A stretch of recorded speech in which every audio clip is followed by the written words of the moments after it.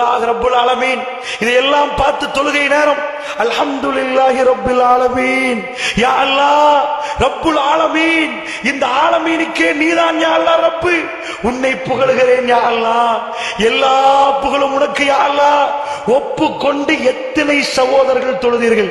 அல்லதீன பொடுப்போக்கா தொழுகிறேன் சகோதரர்களே, தொழுகை இல்லாதவருக்கு அல்லாஹ் இதை எச்சரிக்கல. ஃபவைலுல் முஸல்லீன் என்று யாருக்கு சொல்றான்? தக்பீர் கட்டி அல்லாஹ்வுக்காக தொழப் போறோம் என்று நிற்கிறார்களே அவர்களுக்கு எச்சரிக்கையை தவிர தொழாதவர்களுக்கு இந்த எச்சரிக்கை இல்லை. தொழாதவனுக்கு வேற எச்சரிக்கை இருக்கு. பள்ளிவாசலுக்கு வந்து தொழுகிற நேரம் தக்பீரை கட்டி ஓதுற உனக்கு மறந்துட்டு என்ன ஓதினா நினைச்சியா?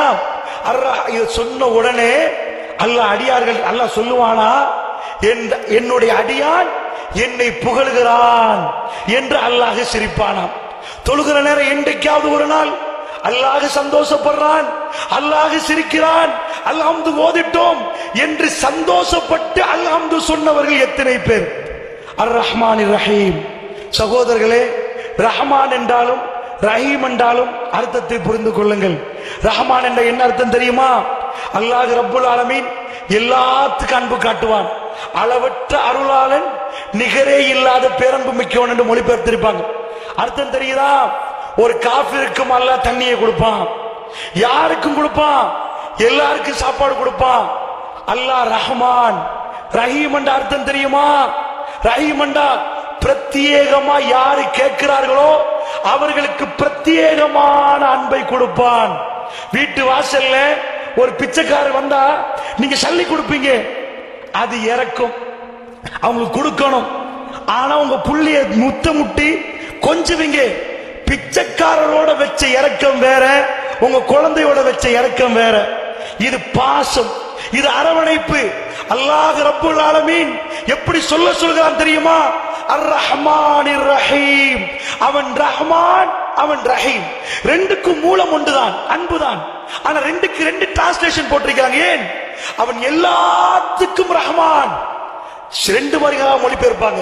ஒன்று, இந்த துனியாவில் அவன் ரஹ்மான், மறுமையில் அவன் ரஹீம். ரஹீம் என்ற என்ன? எல்லாத்துக்கும் இறக்கம் காட்ட மாட்டான். கேந்திரத்து நீ வாமா, உனக்கு இறக்கம் காட்டுறேன், நீ வா. ஆனா துனியால எல்லாருக்கும் கொடுப்பான். இன்னொன்று என்னண்டா, மூமீன்களுக்கு அவன் ரஹீம், எல்லாத்துக்கும் அவன் ரஹ்மான். மிருகங்கள்ல இருந்து எல்லாத்துக்கும் உணவு கொடுப்பான். மூமீன்கள் கரம் ஏந்துவார்களே அவர்களுக்கு அவன் ரஹீம். ரஹீம் என்றால் பிரத்யேகமான அன்பு. யார் கேட்கிறார்களோ அவர்களுக்கு அன்பு. தக்பீரை கட்டிக்கொண்டு ரஹீமை பற்றி சிந்தித்தீர்களா? ஒரு நாளில் உங்கள் கண் கலங்கியதா? ரஹ்மானை எவ்வளவு கேட்டோம், எனக்கு ரஹீமாக நீ இருந்தியா அல்லாஹ். இதை ஒரு அடியான் சொல்லுகிற நேரம் அல்லாஹ் சொல்லுவானாம், என் அடியான் என்னை போற்ற வேண்டிய விதத்தில் போற்றிருக்கிறான் என்று சொல்லுவானாம். நீங்கள் ஃபாத்தியா ஓதுற நேரம் உங்கள் ரஹ்மான் பேசுறான். இதுதான் தொழுகையில் நாம் உள்ள சிந்தனை. ஃபவைலுல் முஸல்லீன். தொழுபவருக்கு கேடுதான் என்றால் அல்லாஹ்வுடைய நல்லடியார்களை தொழ வராதவர்களுக்கு அல்ல, தொழுது முடித்து போறவனுக்கு தான் அந்த கேடை அல்லாஹ் சொல்கிறான். அல்லாஹ் என்னையும் உங்களையும் பாதுகாக்க வேண்டும். மாலிக் யௌமித்தீன் ஓதினது என்ன என்று சில வேளை எனக்கு தெரியல, உங்களுக்கு தெரியல. சலாம் கொடுத்து முடித்து விட்டோம், தொழுது முடித்து விட்டோமா? அந்த தொழுகையை காரி துப்புறான் அல்லாஹ். என்னையா தொழுகிறீங்க நீங்க? இந்த தொழுகையில் பயனில்லை என்று அல்லாஹ் சொல்கிறான். இந்த எச்சரிக்கையோடு இந்த பள்ளிவாசல் அமர்ந்திருக்கக்கூடிய நம்முடைய நிலைமையை நாம் சிந்தித்து பார்க்க வேண்டும். எத்தனை ஜக்காத்துகள், எத்தனை ஜமாத்துகள் நாம் பேணி பாதுகாக்காமல் வீணடிக்கப்பட்டிருக்கும். மாலிக் யௌமித்தீன், நியாய தீர்ப்பு நாளில் அதிபதி எங்க கல்புகளுக்கு வரணும். அல்லாஹ் வருவான். யாரும் இல்லாத அந்த நேரத்தில் யாருக்கும் தீர்ப்பு கொடுக்க முடியாத நாளில் அவன் தான் அதிபதி. ஈயாக்க நஅபுது வ ஈயாக்க நஸ்தஈன். அடிமைத்தனத்தை ஒப்புக்கொள்ளுங்கள். யா அல்லாஹ் உன்னை வணங்குகிறோம். யா அல்லாஹ் ஈயாக்க நஅபுது வ ஈயாக்க நஸ்தஈன். உன்னிடமே உதவி தேடுறோம். யா அல்லாஹ் நீ உதவி தராவிட்டால் யாரும் எங்களுக்கு உதவி தர மாட்டார், உதவி செய்ய யாரும் இல்லை. யா அல்லாஹ் உன்னிடம் அடிமைத்தனத்தை கேட்கிறோம். இஹ்தினஸ் ஸிராத்தல் முஸ்தகீம். நேரான பாதையை காட்டிவிடு யா அல்லாஹ். பணிந்து கெஞ்சி கேளுங்கள். நேரான பாதையில் போகிற நேரம் ஷைத்தான் சொன்ன வார்த்தை என்ன தெரியுமா? இறைவா, உன் அடியார்கள் எல்லாம் சிராத்துல் முஸ்தகீமில் போவார்கள், நான் வந்து நடுவிலே உட்கார்ந்து கொள்வேன். சிராத்துல் முஸ்தகீம் நடுவிலே உட்கார்ந்து கொள்வேன், அவர்களை வழி கெடுத்துக் கொண்டே இருப்பேன். பேசுற என்னை அவன் வழி கெடுக்க பார்ப்பான், கேட்கிற உங்களை வழி கெடுக்க பார்ப்பான். எங்கே இருந்து கொண்டு?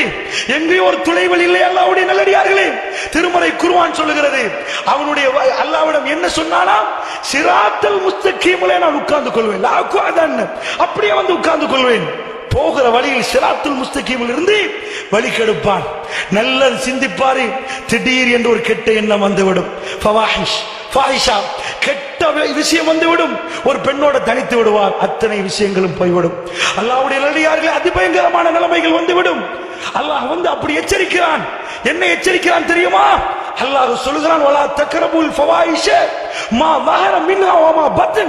வெளிப்படையான ஃபவாயிஷ்கள், வெளிப்படையான கெட்ட விஷயங்களும் உள்ரங்கமான கெட்ட விஷயங்கள் இருந்தும் பாதுகாப்பு தேடணும். அல்லாஹ் சொல்றான், நெருங்காதப்பா. எதுக்கு நெருங்காத? விபச்சாரத்துக்கு இல்ல, மறைஞ்சு கொண்டு செல்வது நடக்குமே, அதுக்கு நெருங்காது.